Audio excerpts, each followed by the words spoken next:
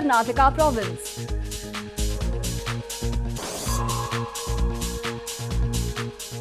Pakistan Supreme Court extends deadline for corruption cases against Nawaz Sharif.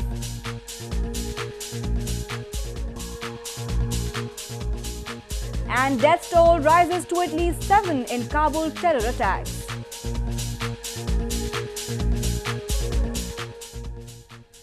And now for all the details. India's ruling BJP and opposition Congress party was seen making the most of the last day of campaigning for Karnataka Assembly elections on Thursday. Elections to the 224-seat Assembly in Karnataka are crucial to poll calculations of both the parties before the general election to be held in 2019. On the last day of campaigning in poll-bound Karnataka, Bharatiya Janata Party or BJP held several roadshows across the southern province on Thursday. BJP's national president Amit Shah began his roadshow with the party's chief ministerial candidate B.S. Yedurappa in Badami town. He expressed his confidence in winning the elections with huge mandate by urging people of the province to vote for change. Karnataka is important to the BJP because it will be its gateway to the south, which is vital to its poll calculations for the general election in 2019.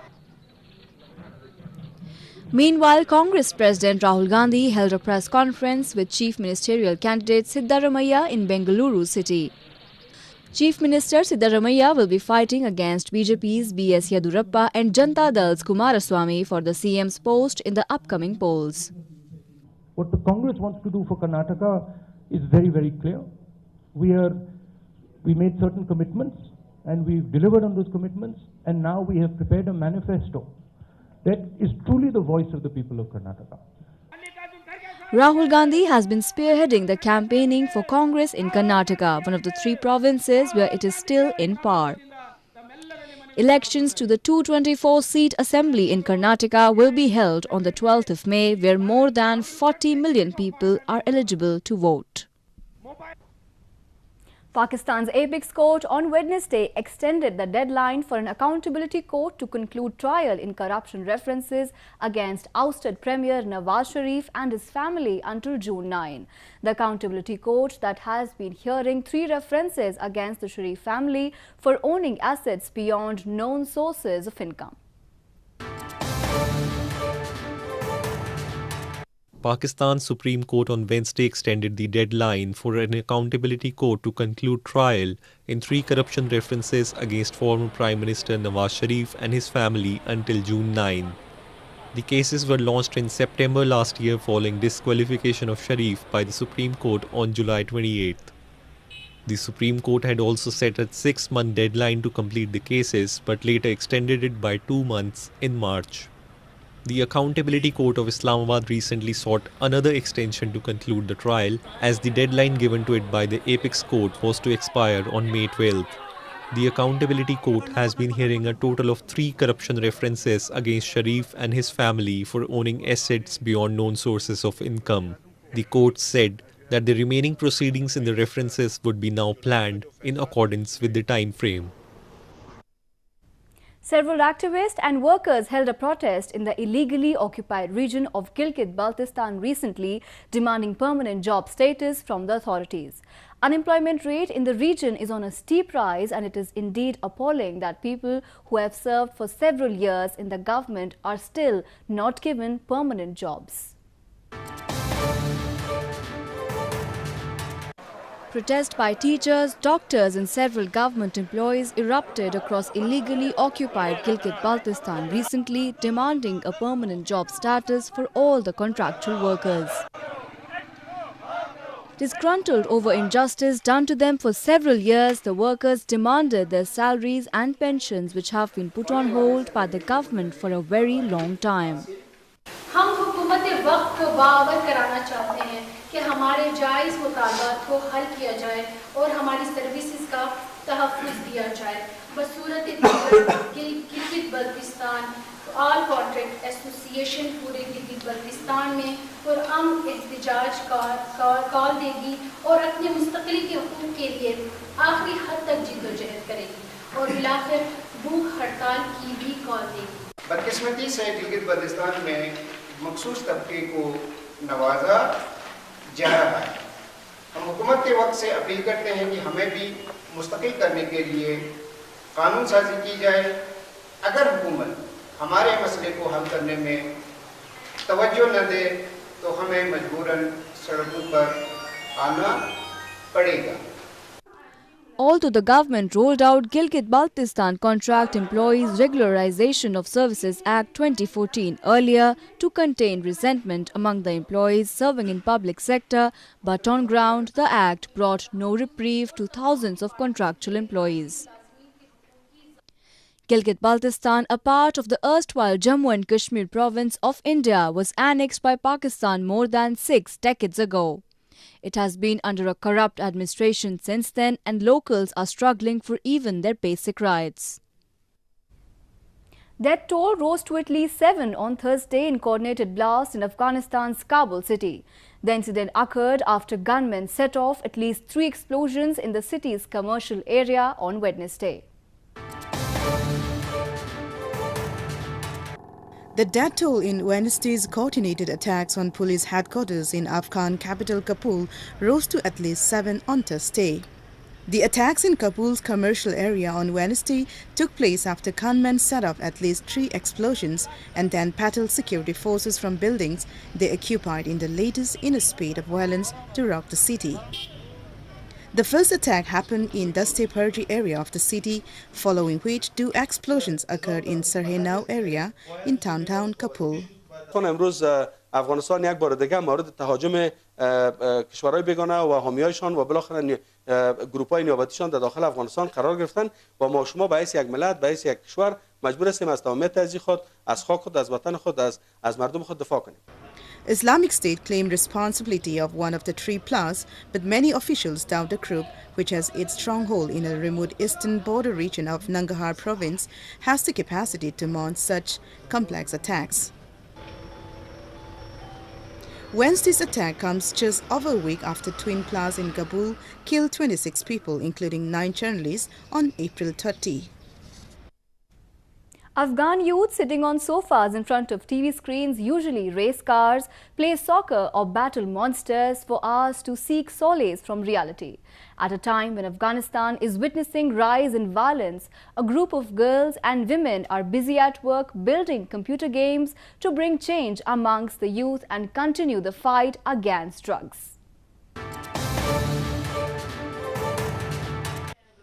With violence on the rise, having fun outside the home is becoming increasingly difficult for Kabul residents, with game centers one of the few places in the city where Afghan youth can have a good time. But in the western city of Herat, a group of girls and women are busy at work building computer games. Trained by non-profit group Code to Inspire or CTI, the young coders have created more than 20 games since the center opened in 2015, and their fight against opium has garnered media attention for the message it seeks to spread.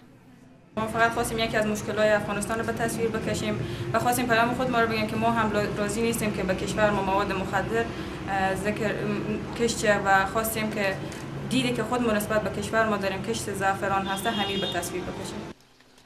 Players have to clear poppy fields and drugs derived from opium poppies while dodging soldiers, landmines and drug traffickers, and replace the crop with saffron bulbs in the created game. Government data shows opium production hit a record high in 2017, increasing by 87% from 2016, hitting 9,000 metric tons. With the security situation deteriorating in the war-torn country, an increasing number of farmers are turning to the lucrative opium trade, which governments and the international community have tried to discourage. A protest was recently held in London City against Bangladesh Nationalist Party or BNP over derogatory remarks made against the Hindu community. The protesters demanded an apology from the top leadership of BNP, saying that the remarks incited hate and their religious sentiments were hurt.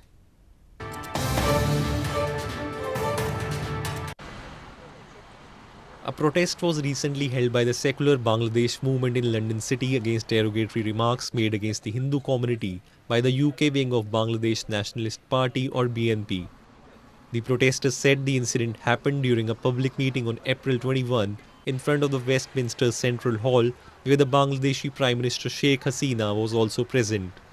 They blamed Bangladesh's principal opposition BNP and far-right Jamaat-e-Islami party descended on the venue and started using Hindu religious chants in a derogatory manner. We really condemned some politically violated comments by Bangladesh National Party UK wing, and their religious comments really spreaded a lot of hatred among the community. As a member of Hindu community, we really condemn that act. We demand the apologies from the Central Committee, the chairperson of BNP currently in UK. The group alleged the BNP, a major Bangladeshi political party, wanted to incite religious hate against the followers of the Hindu faith in both UK and in Bangladesh. They said they had earlier held a press conference and also handed over a petition to police headquarters, but no apology has been made by the BNP so far. A father-son duo are recycling waste in India's northeastern Imphal city to protect the environment. The duo, with the help of recycling machines and manpower, recycle plastic to save the water bodies. A father-son duo are effectively spearheading a recycling company in India's northeastern Imphal city. The duo started the firm in 2007 and now recycling plastics with the help of machines and gradual increase in manpower. Plastics are a threat to the ecosystem as they negatively impact the natural environment and create problems for plants, wildlife and even human population. Plastic waste, if we throw it out, it will pollute soil. I agree that. If we burn it, it will pollute air. That also I agree that. But how to we dispose this plastic, how to recycle and reuse, then how will we free from this pollutant, from this plastic. So my suggestion is that after using this plastic, how to dispose, we have to knowledge its parts. Keeping in mind lack of recycling industries in northeastern Manipur province, Tompi, along with his 65-year-old father, established SJ Industries to recycle plastics. Currently, as many as 120 types of plastics have been identified. Out of 120, almost 30 are recycled in Manipur, while the remaining ones are sent to Indian capital New Delhi after compression process. A 3-day exhibition is being held in India's northern Jammu and Kashmir province. The exhibition aims to showcase skills and talents of female entrepreneurs of the valley. It is displaying both ethnic and Western women wear, pottery and even books. In order to help women entrepreneurs set up their own businesses, a 3-day exhibition is being held in India's northern Jammu and Kashmir province. The exhibition Kashmir Women Enclave 2018 is being held in the summer capital Srinagar. The exhibition, which began on May 9, aims to give an exposure to the women entrepreneurs who have been unable to flourish their work. Every second women here is doing something, चाहे वो घरों में ही क्यों नहीं कर रहे हैं तो उनको लेकिन एक प्लेटफॉर्म नहीं मिल रहा है और उनमें टैलेंट काफ़ी ज़्यादा छुपा हुआ है. और हमने फिर ये एग्जीबिशन वाला इवेंट स्टार्ट किया. It's a 3-day women program. Main part of the program is there will be an exhibition by all budding entrepreneurs. उनको एक प्लेटफॉर्म मिले ताकि वो अपनी स्किल्स को दिखा सके. In this exhibition, around 20 stalls have been set up by women entrepreneurs showcasing ethnic and Western women wear, pottery and even books. Exhibitions have taken place earlier in the valley. An event focusing entirely on women entrepreneurs